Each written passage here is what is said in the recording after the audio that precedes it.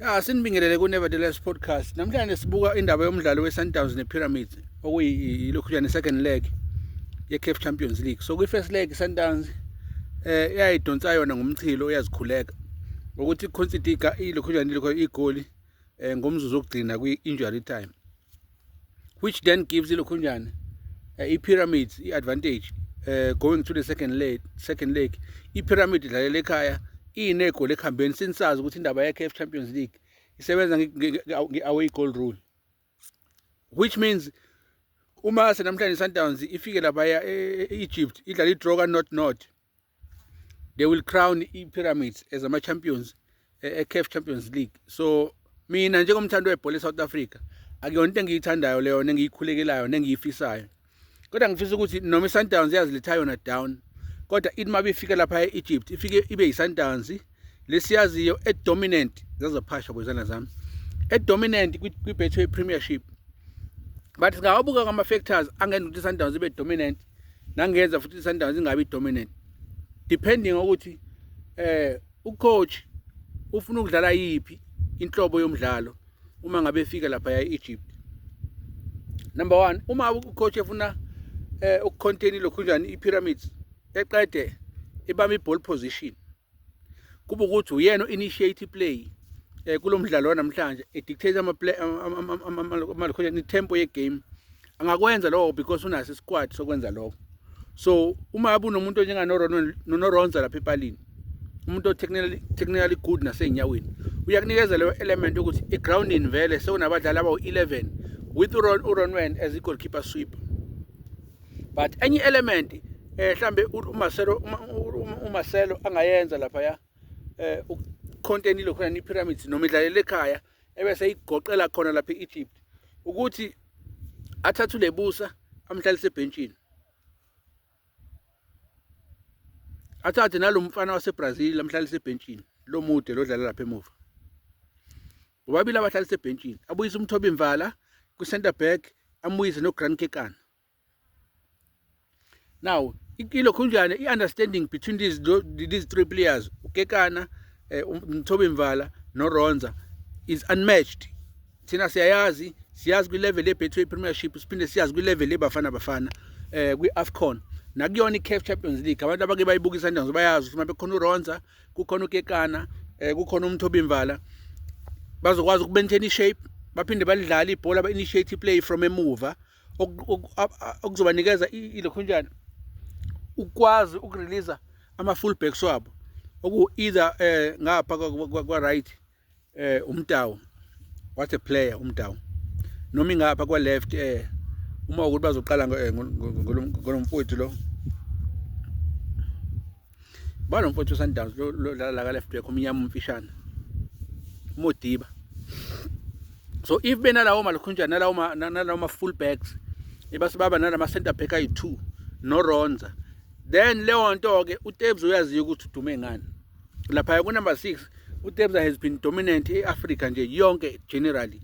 So I haven't seen a player ekwazi ukuholda ilokhunjana i-midfield njengoTebza elekelelo ayende, because i-role edlalo ayende lapha kwi-Sundowns is very very crucial, and abantu abaningi abakwazi ukuyinaka noma abayiqapheli lento yakhe kuba move from box to box is very very crucial kwi-game ye-Sundowns, nokwazi uku-initiate play, aphinde support ibhola, aphinde drive ibhola forward, and unama-passes amahle. Uyakwazi futhi ukurana behind, asupport on the second ball, and unama-shot amahle. Just that-ke isikhathi esiningi akayena umuntu ovama ukuthi akore, kodwa umdlalo wakhe muhle kakhulu, technically good, i-awareness yakhe is on point. So uma bunaye lapha noTebza e-center, then ngicabanga ukuthi uKhadoso uzoba nomdlalo omuhle kakhulu we-Sundowns. That's my point of view. Uma ngabe eza ngalabo badlala and eza nge-approach ye-4-2-3-1, so phambi kwa-ayende benoTebza uyamdinga umdlali onjengomshishi. Namhlanje uyamdinga umdlali onjengomshishi, umdlali okwazi ukulokhunja ukuthatha itempo ye-game ayibeke phansi, ebese iSundowns idictate ama-tempo kuwona wonke amalokhunjana ama-departments. Umshishi i-experience yakhe neskill sakhe namhlanje will be very crucial ukuthatha iSundowns ithola istar sesibili. Abantu abaningi yazi ukuthi bazothi number 10 khona uRibeiro. Yes, uRibeiro khona, but namhlanje igame namhlanje ayidinga uRibeiro ku number 10 kodwa idinga umshishi ku number 10. Idinga umshishi ku number 10 uthatha uRibeiro umphushele ka left. So uma ngabe umphushela ka left uRibeiro uzoba yileli winger leli lithatha in ukuze adedele uMudau ukuthi kuba uyena overlephayo and then aphula ama cross okanye aphase yena uRibeiro futhi is very technically gifted, angakwazi ukudlala ama combination plays naye uMudau aphinda wadlale noAyende noma noTebza okanye noma naye umshishi la ku number 10 bezofit striker and it has to be uReynolds. Hayi lento yakhe ukudlala ngoAtasales. Faka uReynolds lapha. Faka uReynolds lapha ya. I-pace ikhona, i-skill sikhona, ilukhunjani i-ability to shoot with both foot ikhona. Because uShalulile, yes, he's a good finisher. Kodwa in terms of playing, because namhlanje Sundowns they need to dominate the game from wonke ama department. So ngaleyo ndlela baphambili awudingi umuntu onjengoShalulile. Mhlambe later in the game then ungambringa in ukushintsha i-element noma ama dynamics we game yakho, but namhlanje udinga ukuthi abe no Reynolds ku-Ikram. Then ngale kwa left complete scheme sakhe athole labafana abancane man, laba abamnandi abangasabi ukujika umuntu. Fine if he goes for the pace, uma ukuthi ena iPyramids ufuna ukudlala i-high line, if he want to go for the pace angadlala ngaye lo mfana omncane oyislender uMatthews.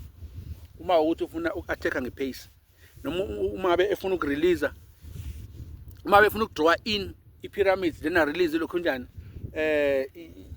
i-pass to destroy them, ukuba breaker kahle kahle, ukubreak ama lines, whether babeza nga-high line noma nge-low block. Uma befuna ukubreak ama lines especially kwi-high line kakhulukazi uma ukuthi iPyramids la ku-high lines, uMatthews is an option and wena umdlalo ongakwazi ukumnikeza leyo nto leyo ukuthi uma bebreak ama lines kalawo ma-pass then uMatthews akwazi ukwa-attack since ene-pace.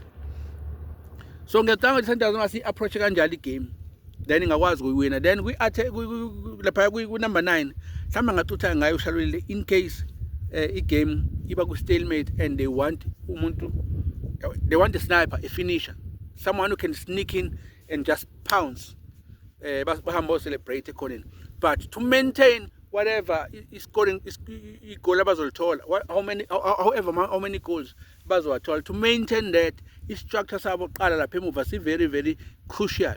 That's why ngisuggest mina ukuthi uma bekuthiwa khona uMthobi Mvala, kukhona uGrant Kekana, then kukhona uRonza noTebza phambi kwabo benoMaseo Allen, leyo block leyo yalawo badlali bo4 is enough to make sure ukuthi whatever okwenzakalayo egamini bayakhona ukuconsolidate igame while bekwazi ukurelease uMudau noModiba ngapha, but at the same time babenze sure ukuthi lapha phambili badlala ngabantu ba very technical gifted futhi abane experience and who are winners, who are match winners. You need type of players.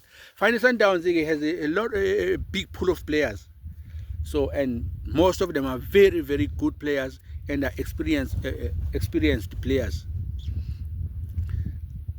So but labeng bashoyo, I think mina njenganomthando webhola South Africa, I think those players ibona mangakhona ukuthi bawinele iSundowns igame namhlanje, but nevertheless iSundowns good luck to yona namhlanje.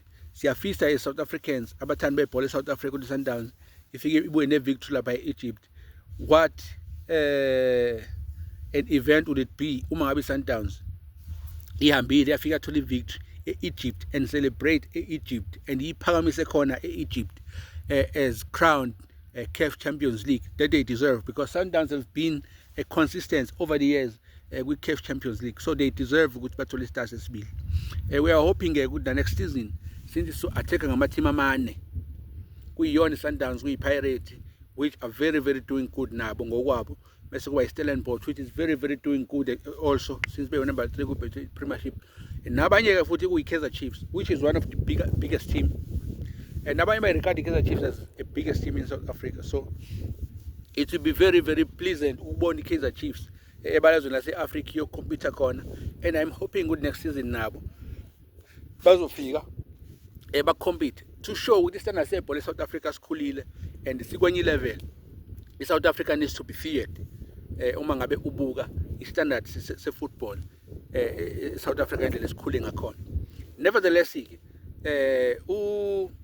Hugo Broos, on the other news, Hugo Broos usimemezele isquad sakhe sabadlali abawu-11 with 9 Orlando Pirates players,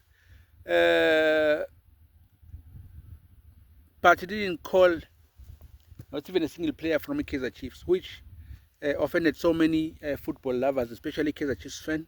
But the coach has his reason, so we need to support him and hope ukuthi kulama friendly games azowadlala uzobuya ne-victory. Congratulations also to Durban City for ukuthi baqualify kwi-Betway Premiership. Siyathemba ngonyaka ozayo bazo-give a good show to make sure that they maintain i-status sabo kwi-Betway Premiership. Zinjalo-ke zanamhlanje, so siwishela kakhulukazi Sundowns ukuthi ibe ne-game rights lapha e-Egypt and babuye ne-stars esibili. We are hoping bazokwenza njalo. Kaboyelo noma siya mabhakabhaka kodwa sithi namhlanje nje Kaboyelo, all the best kuMamelodi Sundowns.